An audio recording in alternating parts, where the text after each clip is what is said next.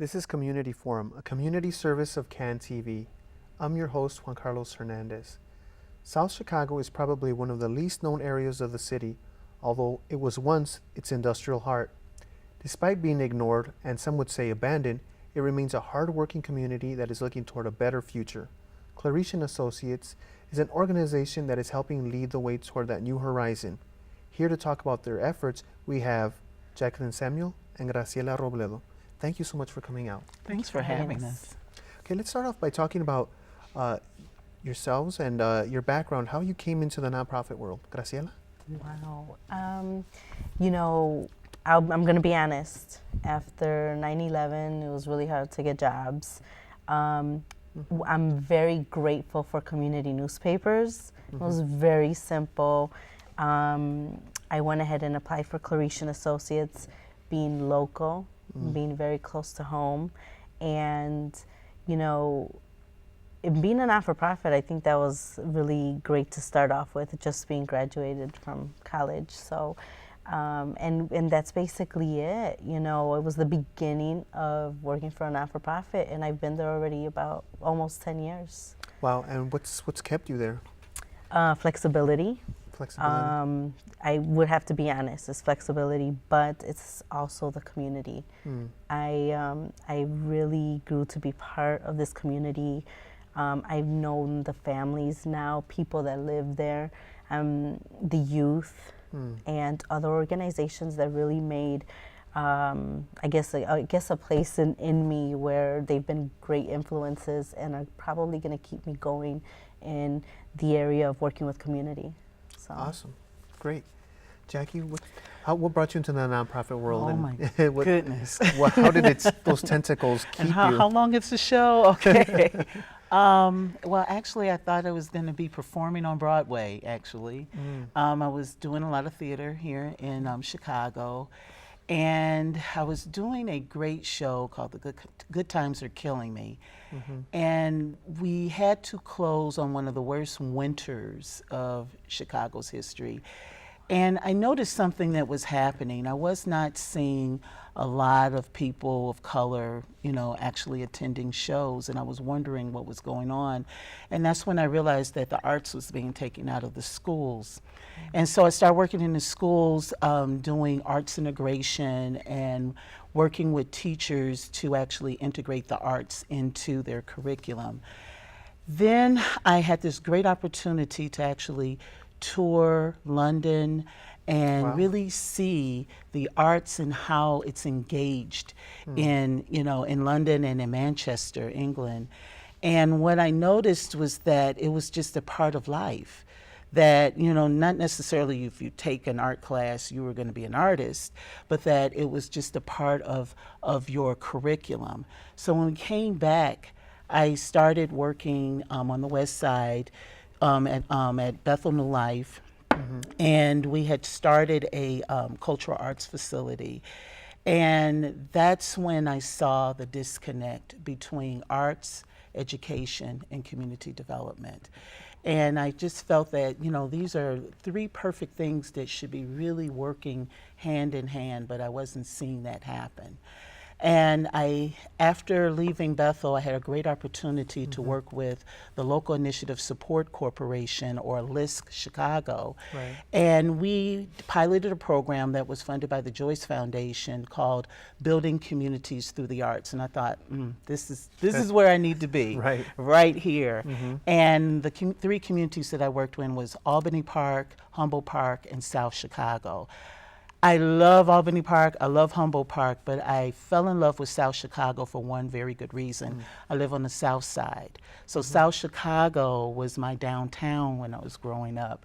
And it was a downtown, it was so vibrant. It was so vibrant. Right. You know, my mother, we used to shop at Goldblatt's, we would shop at Woolworth's, and my father, we used to take us to Calumet Fisheries to get fish chips or shrimp. So, you know, this was a place where I was always going. Right. And I just fell in love with it, and I just saw the possibilities in South Chicago. And it was a great arts community.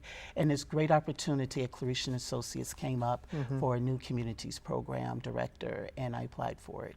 And this is where I am now. Wow. and the rest is history, and it is in history because you're still there. Now, tell me about Claretian Associates and how that organization came to be. It's been around some time now, and we'll get into the projects you're working on currently, but tell me about the history of the organization first. Okay, sure. Graciela? So basically, we've been founded by the Claretian missionaries. Okay. And if I can just go a little bit back, the Claretian missionaries is who's founded Our Lady Guadalupe Church.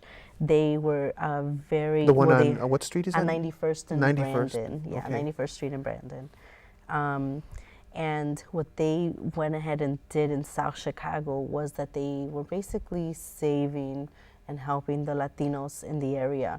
You know, this was a very important time in the steel mill years, you know, when there were many jobs available. However, the Latinos were really not welcomed into the churches. There was not adequate health care. There was not adequate education opportunities. And the Claretian missionaries went ahead and built Our Lady Guadalupe Church for the Mexicans in the area. They also went ahead and built... This was early 1900s, right? Early, yes, very early. They've also they've also learned that we need adequate housing, you know, for everybody. So that's when we came into place, Claretian Associates. We were eventually incorporated in 1991, and we've been available to build housing for everybody. And I'm talking about in 91 actually, we built our first development, which was for the seniors. There was no housing for seniors in South Chicago. And then we went ahead and built single-family homes, 2 flats, and multi-family apartments. You know, so right now we're basically the developer in South Chicago, and we've been remaining very strong for the whole community, you know, to provide housing at the moment. Wow, that's why. First of all, yeah, it started off to helping an immigrant community, and then it became something bigger for the larger entire community. Why housing? What's so important about a person or a family having a place that they call their own? Jackie? Well, it's very important. I mean, it's about building community. And here you have a community of people who are working in the steel mills and they need some place to live. And so these homes were actually built so that they can live closer to where they work. And I think that was one of the greater parts about South Chicago. If you go to South Chicago today, if you go to a community meeting, chances are you're going to meet somebody who is no more than one person removed from having worked in the steel mills or retired from the steel mills. They all went to the same high school. They went to Bowen High School. Right. So, you know, it really is a small community and a family. And even those that move out, they'll always check to see what's going on and come back and visit again. Right, right. So it gives community, it gives stability too, right? Yes, it does. Because for a long time, South Chicago, like I said in the open, I know a lot of visitors come to Chicago or people that move into the city. You ask them, have you ever been to South Chicago, or even lifelong residents? Right. And, you know, even though there might be some connection to that part of the city, they don't know about it. Right. Now, this organization exists and it's helping in housing. What are some of the stories around providing housing that that you've witnessed and has been has told you, I'm in the right place, I'm doing the right thing? Graciela? Some stories. When I started working there were these 2 sisters that fell in love with the community. And though they were not low income, they said, we want to be in this community. We love the way you all build homes. We love the floor plan. We still want to buy the house. And they did. And they're still part of the community. And one of the They came in. more. They came in from outside. They or? came out, oh yes, definitely. They Wow. came in from outside the community. They love the community. The diversity is very important to many people. They want to see diversity in these Right. communities, and South Chicago is very diverse. Right. Another story is our executive director, who Yeah. didn't live in South Chicago, loved the houses, loved the community, and she eventually bought one of our own homes. Really? So now she's a block away, literally a block away from work. A block away. And that's how much she loved the community too. She wanted to be definitely part of the footprints of what South Chicago is, and I think that's something that we just can't go wrong. We're such a diverse community. Our homes are energy efficient. There's green footprints in our homes as well. And We'll definitely very get into that. interesting. But Sure. tell me about some of the stories you've seen, or from families or seniors that, because you also have senior housing. Right. The impact that's had on these people, but on the community overall. Well, I love the seniors. I mean, we have feisty seniors in South Chicago. As a matter of fact, because of the seniors is why we have senior housing. So this was something that they felt was needed, and it was something that they fought for.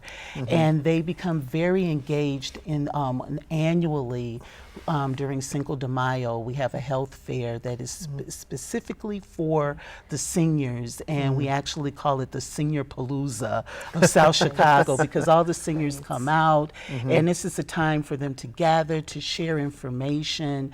So they make sure that, even though it's a small population, they all know each other, they help each other. When there are issues that come out in the community that they feel need to be addressed, they come together. And I just love them.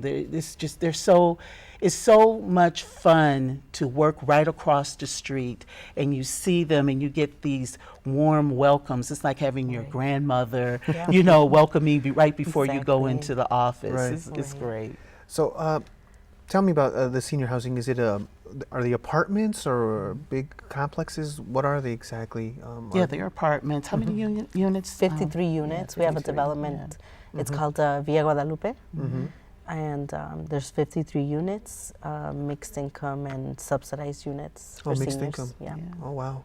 And so each senior has their own apartment, or do they share space? Tell me, how does the floor plan look? Sure. Each unit has about 1 or 2 bedrooms. Okay. Yeah. So sometimes there's going to be a couple that really want their own room. It has happened, or really it's just a single person, and they'll probably get a 1-bedroom unit. And you said you have all these activities, but not just housing, but I guess it comes back to this whole idea of community, and how having these places to live helps breed that type of activity and that type of atmosphere. Absolutely. So we do things like we might bring some of our artists in where they might do quilting. Oh, wow. With the seniors. They're very engaged when we do the Day of the Dead, and they always, create an altar for it. So they also get engaged on an annual basis. We have a Green Summit, so they participate in those activities. So we have a lot of different things that are going on in South Chicago, and so the seniors will come out. We have block parties, and they'll play bingo at the block parties, or they play bingo indoors. They have a wonderful community room where they big screen television, and they have movie nights and everything. So it's they're pretty active. Matter of fact, they even have dance classes. Believe it or not, in South Chicago, we have a tap dance group. They're called the Hoofers. Wow. And they tap dance, and it actually started as just getting exercise and aerobics. Brenda Woods is the dance teacher. And she's just like, just to get some exercise. And they loved it so much. They've been performing all over the city of Chicago. They've performed at Cook County Hospital, Stroger Hospital now. I'm Right. telling my age. And they've performed at South Shore Cultural Center, at other senior facilities. But they're really great. The last show that I saw that they did was a tribute to Michael Jackson. Right. Yes. So they're really good. They're Wow, really good. wow. Yeah, so they're very active. nice. Yes. That is awesome. Now, one word you've said a couple times here is green. These apartments, these houses, what makes them green? Are they certified green by some organization? And has that always been part of the plan? It's not certified. However, we do have green features in our homes. In our single family homes, all the way down to our units for seniors. Actually, we just got solar panels for our senior developments for Villa Guadalupe, so that's very exciting. And for our single family homes and 2 flats, we did have solar panels for a good number of homes that were given to us by the city of Chicago, which was a Really? great program. And besides that, the other green features are that our appliances are energy efficient to begin with, all the Okay. appliances for our homes. And one of the interesting things that I learned too was that our floors are made out of cork and carpeting made out of ketchup bottles. Really? Yes, I mean we're talking about recycled things in our homes, and I mean I don't know how much more recycled that can get, but it's working, and it's saving families energy, and it's saving money as well. That's quite exciting. So, let's say I'm a senior, and or I know a senior, and I'm thinking I would like to get them into a unit, or how does that process happen? Sure. They'll call Claretian Associates, or they'll call directly to the property manager. Her name is Isabel Mendoza, and she'll be able to work the next details out, which is, what type of unit do you need, how many bedrooms. She'll let them know if it's available to begin with. Right. Now we do have a waiting list, and I'm sure I hope it's not very long, but it's not. It's not long, but sometimes it does get there. But actually, there's times where because of we have availability at other developments. Okay. We probably can find an adequate unit for the individual. And what's even much more unique about our units is that you can rent a unit at our senior development at the age of 55. 55. 55. Wow. And so I was telling Jackie, take it as a compliment or an offense, but at 55 you can live at our development. And I actually think that's something positive. It gives it really is. Gives people who maybe moving up in years a community. It really does. Yes. Yes. And I think in our modern society we tend to be so isolated from one another. Yeah, that's true. And That's a place to belong, a place where you can call home, and Yes. friends. I mean, it's a great impact. Yes. What about a family, or a young family, or maybe not even that young of a family? They want to get a house. How does that process work, and who's that? Or who are those houses available to? Sure. Jackie or Graciela, whoever one.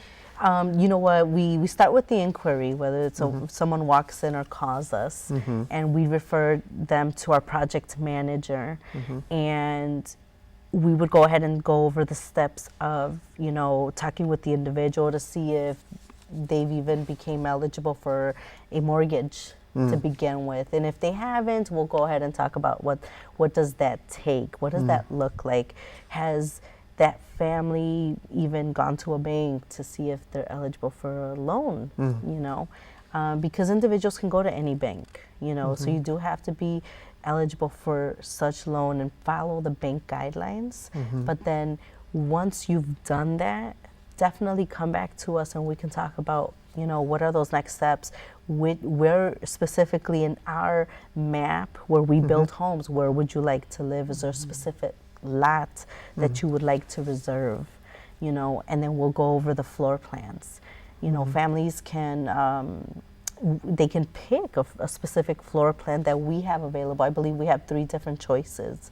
We have families that want a house, but they want to rent to a relative in the lower level. Well, we can make that happen. We build 2 flats. Oh, or wow. maybe it's just a single family house. One of the great features is that we've built homes on 2 city lots, which gives you much more space Okay.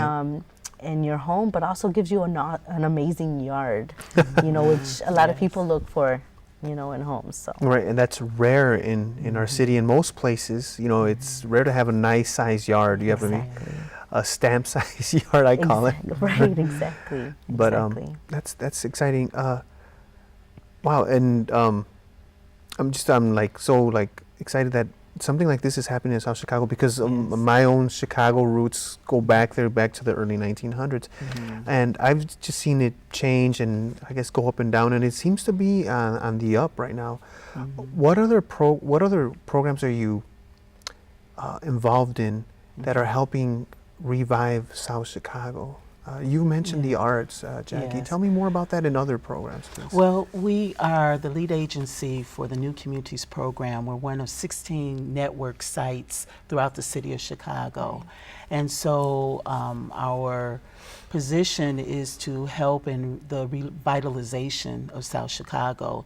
And basically how it happens is that the community actually writes a quality of life plan. And we look at some of the issues that we are faced with, and we create strategies and figure out what kind of programs and projects which would be really helpful in the revitalization of the community.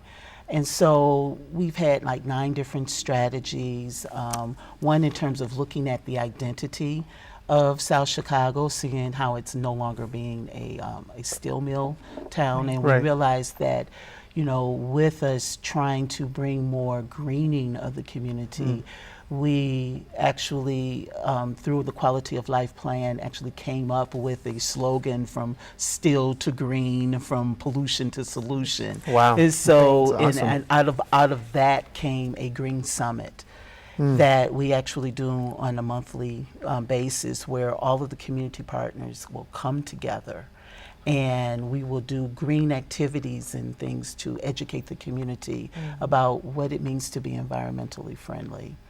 And So this is a monthly meeting. This is it's a monthly event. An event. So every day there's some kind of way you can be green. It can go for the rest of your life, but we're going to celebrate it in the month of May.